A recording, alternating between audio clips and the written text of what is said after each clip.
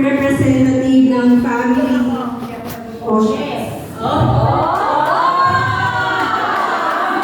Pero may twist to, syempre. Representative muna, tapos tsaka natin ipaliwanag ganun gagawin. Mali yung biglang kakanta, sila.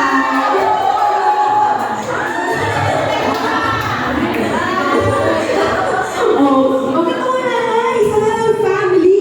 Nakabahan yan, baka hindi na Manila. Yung Mario family, pag-ready kayo dyan, ha? Galingan mo. Representative po.